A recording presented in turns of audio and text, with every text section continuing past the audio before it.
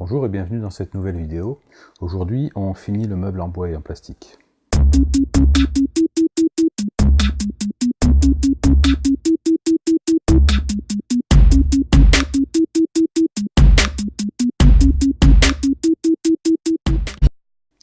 Donc, dans les opérations à réaliser, je vais commencer par coller sur le pourtour du haut du meuble une bande en noyer d'Amérique, qui est un bois très sombre, de manière à faire en sorte que quand on va poser le plateau sur le meuble, on ait cet effet de flottement du plateau comme s'il ne touchait pas le meuble, avec un léger espace d'environ 3 ou 4 mm entre le plateau et le meuble. Donc les bandes de noyer d'Amérique sont coupées d'onglets. La précision de la coupe n'est pas très importante, cet endroit se voit pratiquement pas. Et ensuite c'est collé cloué. J'ai déjà coupé ce qui constituera le cadre du dessus du meuble. Donc ce sont des coupes à 45, pas forcément évidentes à réaliser. Et là, je vérifie que j'ai suffisamment de cuir pour faire le dessus. Je marque l'emplacement de mes bois de façon à avoir le positionnement du fil que je souhaite. Et je vais venir réaliser une feuillure dans chacun des 4 morceaux qui constituent le cadre, de manière à pouvoir positionner le dessous en cuir. On verra par la suite.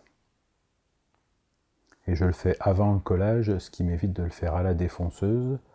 D'abord parce que la quantité de bois à enlever est relativement importante, et ensuite parce que ça m'évitera aussi de finir les coins au ciseau à bois.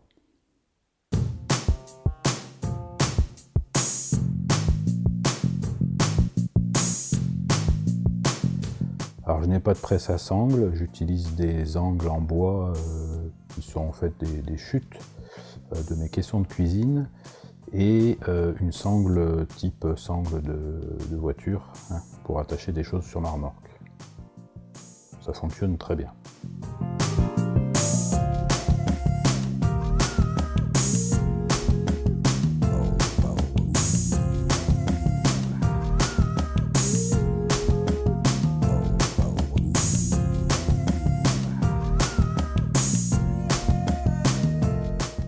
Le plus compliqué finalement dans cette opération, ça reste d'avoir des coupes à 45 qui soient précises. C'est jamais simple.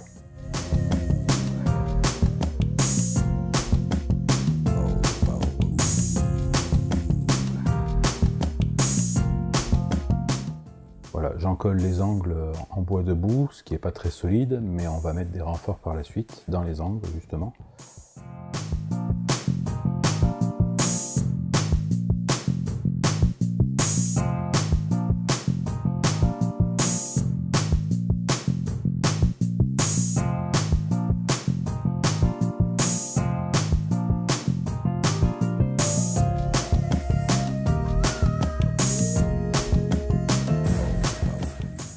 Je vais ensuite venir mettre quelques serre-joints pour éviter des affleurs au niveau des jonctions des angles, et pour faire en sorte que l'assemblage soit exactement comme je le souhaite.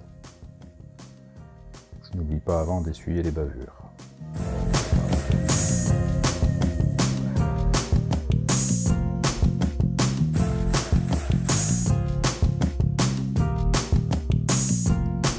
Une fois que c'est fait, je vais préparer ce qui va recevoir le morceau de cuir qui est destiné à faire le dessus du plateau. Donc j'utilise tout simplement un tapis de sol premier prix, dont j'avais déjà découpé une partie pour l'assise d'un tabouret.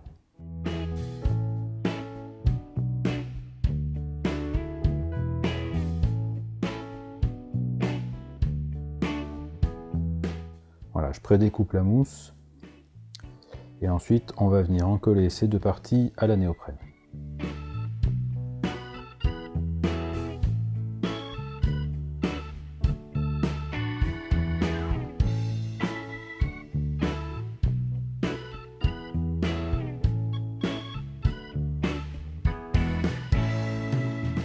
Voilà, pareil pour le carré de contreplaqué.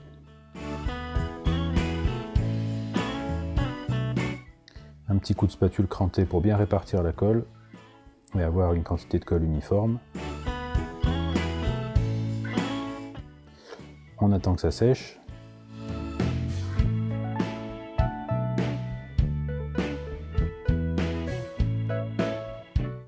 Et une fois que c'est sec au toucher, il suffit de presser les deux parties l'une contre l'autre.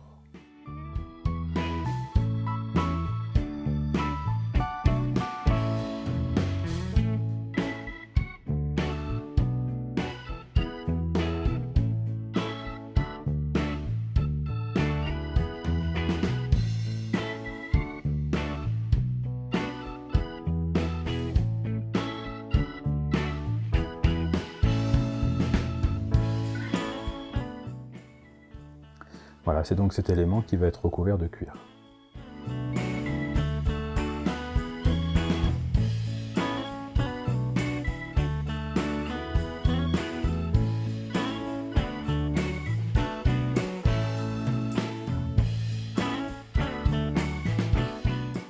Mon cadre a séché, je vais venir maintenant réaliser à la toupie et avec une lame de scie circulaire montée sur l'arbre des rainures pour mettre des encarts en noyer d'Amérique. C'est ce bois-là, parce que je trouve que le contraste avec l'érable est assez sympathique.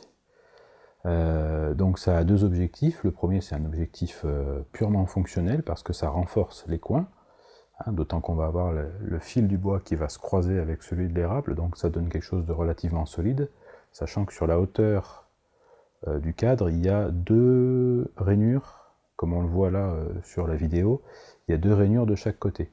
Alors comme je ne choisis pas ma hauteur de mon épaisseur de lame, je suis obligé de faire plusieurs passes, de manière à avoir la profondeur de rainure que je souhaite au final.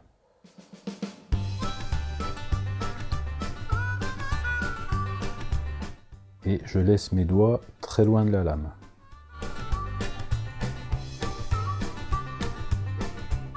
Voilà, j'ai donc préparé dans des chutes de noyer ces coins. Ils sont encollés, je les glisse dans les rainures et avec un serre-joint, je vais venir presser le tout.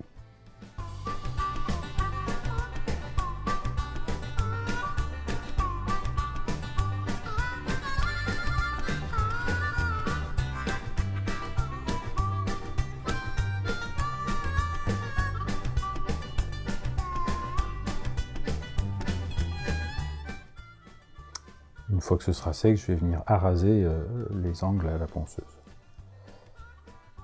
Étape suivante, je vais recouvrir donc le dessus du meuble avec le cuir.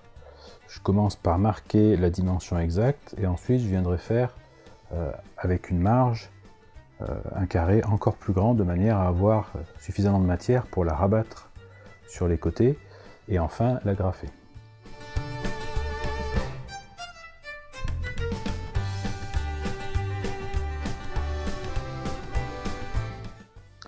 Alors le cuir que j'utilise, c'est du cuir de chèvre que je commande sur un site internet et ça a un toucher un petit peu velours et c'est très sympathique.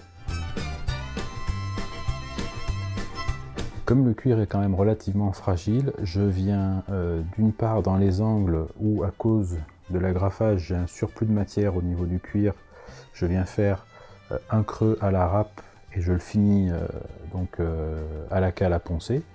Et ensuite je ponce bien toutes les arêtes vives que le cuir risque de rencontrer pour éviter de le déchirer parce que je vais vraiment l'ajuster au mieux sur tout le tour pour que vu du dessus on ait l'impression qu'il n'y a pas d'espace entre le cuir et le bois.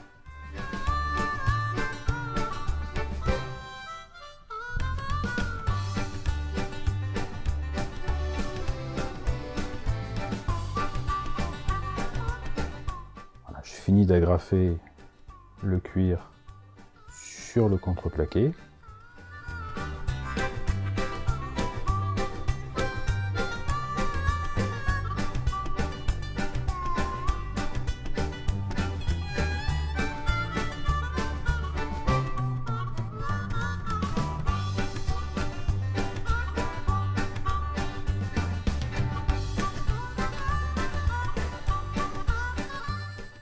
là, je vais venir tester la taille du cuir par rapport à celle du cadre. Donc là, il n'est pas fini d'agrafer, bien sûr.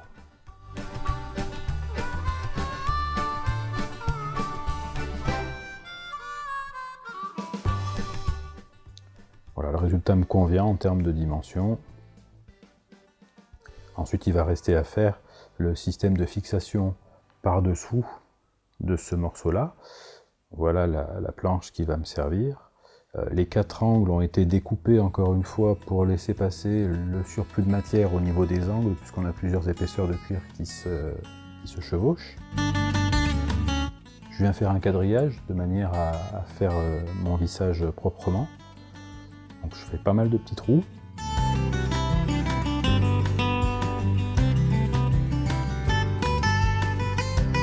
Et ensuite, cette planche va être vissée dans la planche qui retient le cuir et elle viendra permettre de fixer l'ensemble dans la feuillure qu'on a réalisée auparavant à la toupie.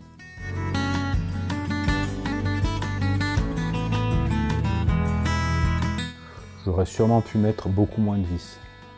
On pourrait éventuellement le coller, mais je vais être en mesure de changer facilement le cuir si c'était nécessaire.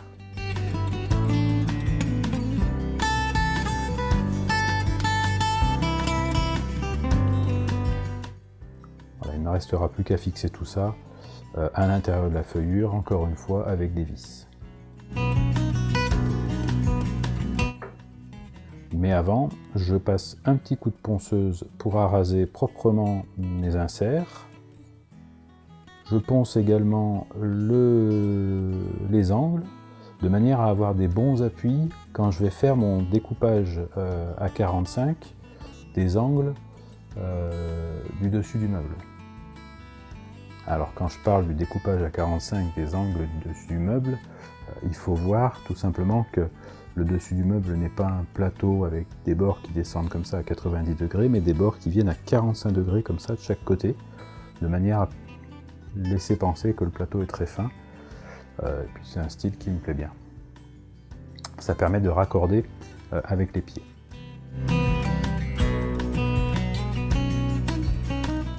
Et ça, c'est la fixation définitive de la plaque qui retient le cuir dans la feuillure.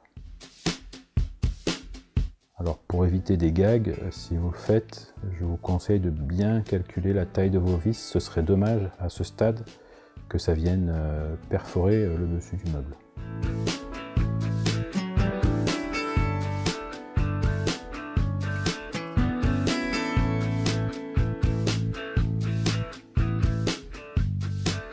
Voilà, le résultat est sympathique quand on ne voit que cette pièce, mais vous allez voir qu'il y a une surprise pas forcément très bonne qui va nous arriver tout à l'heure.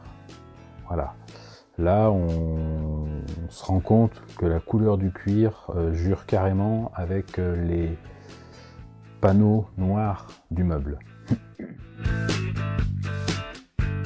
C'est ce qui va me conduire à remplacer ce cuir marron par du cuir noir.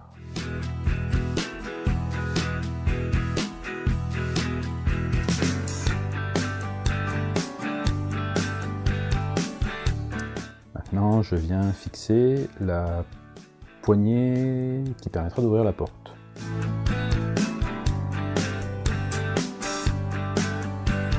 Donc il n'y a rien de sorcier, j'ai choisi un petit bouton chromé.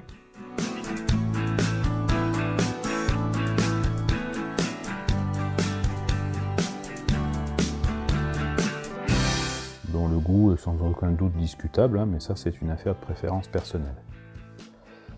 Alors là, sur cette image, on voit que j'avais prévu à la base de faire une fixation magnétique, mais ça n'a pas fonctionné comme j'ai voulu. C'est pour ça que j'ai remplacé ça par des clips en laiton.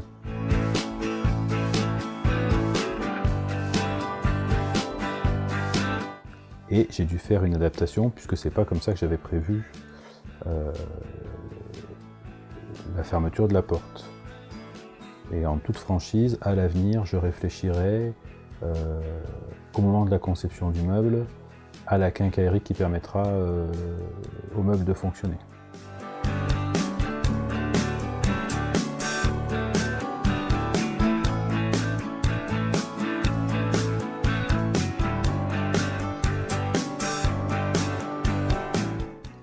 Voilà, là, pendant que vous ne regardiez pas, j'ai remplacé le cuir marron par du cuir noir et très honnêtement, ça va quand même beaucoup mieux d'un point de vue esthétique.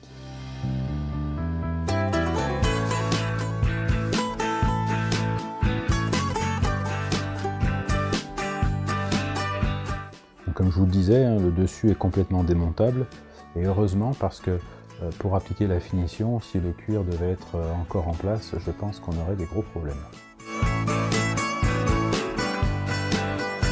Alors en parlant de finition, on va attaquer l'étape de la finition. C'est la raison pour laquelle je démonte quasiment tout le meuble. Hein. Je vais démonter les 4 tiroirs. Je vais également démonter la porte. Le dessus est déjà démonté.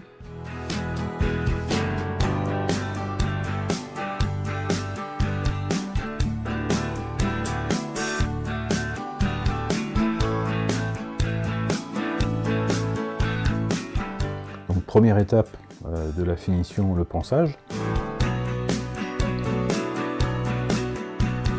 Alors une des difficultés en ce qui concerne ce meuble, c'est de ne surtout pas aller mettre un coup de ponceuse sur le plastique parce que ça ferait des rayures qui ne seraient pas très jolies à voir.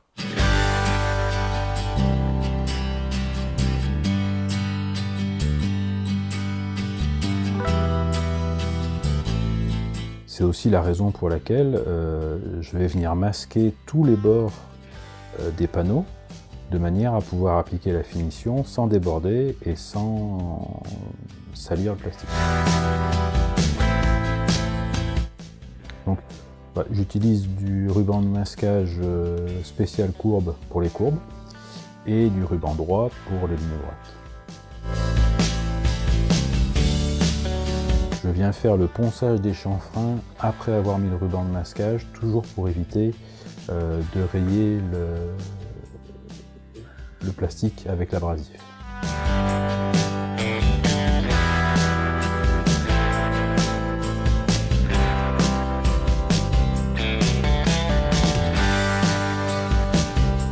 De la même façon, il a fallu réaliser le ponçage de tous les tiroirs. Donc, c'est fastidieux, ça a nécessité d'utiliser la petite ponceuse Delta, là, qui est d'ailleurs très efficace et qui passe partout.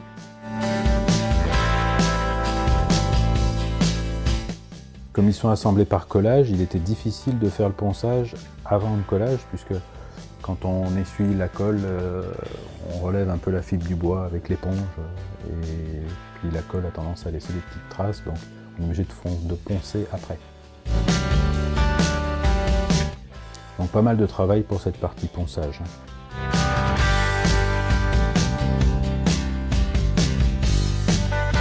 Ceci dit, c'est du travail qu'on est heureux d'avoir fait quand la finition est bien appliquée.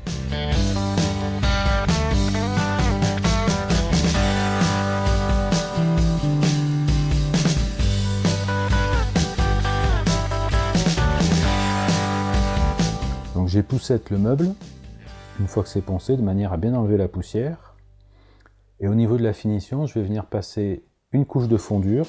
Donc j'utilise du fondure à parquet qui a l'avantage d'être pas très cher et qui, je trouve, convient bien pour l'usage que j'en fais. Je ne suis pas sûr que le fondure spécial meuble soit différent.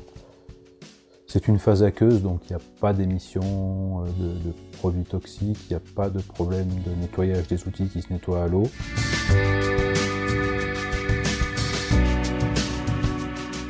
Pas grand chose de particulier à dire en ce qui concerne l'application du fondure. On évite de faire des gouttes parce que ça se voit après. Ça boit pas mal, hein. Le bois boit.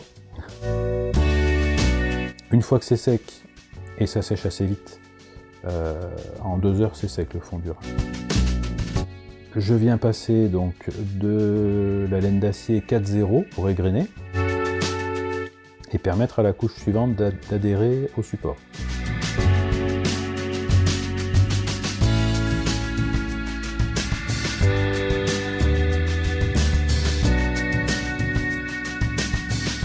Donc j'utilise de la cire Brancillon.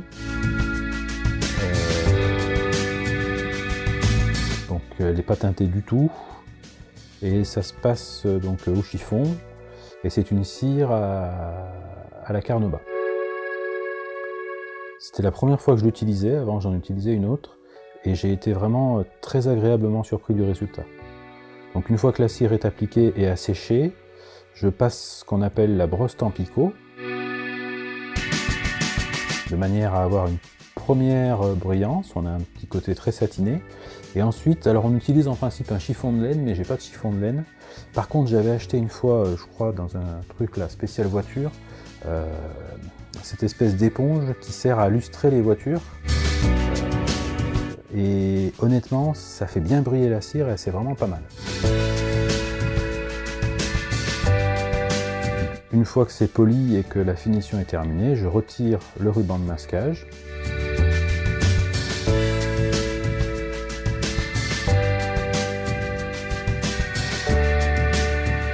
Et je remonte le meuble, je vous passe cette étape qui n'est pas très compliquée. Et voilà le résultat final. Donc c'est le meuble qu'il faut regarder sur l'image, pas le trépied.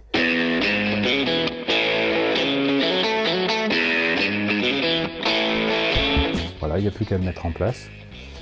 Je vous remercie d'avoir suivi cette vidéo. J'espère qu'elle vous aura plu. N'hésitez pas à regarder les vidéos suivantes.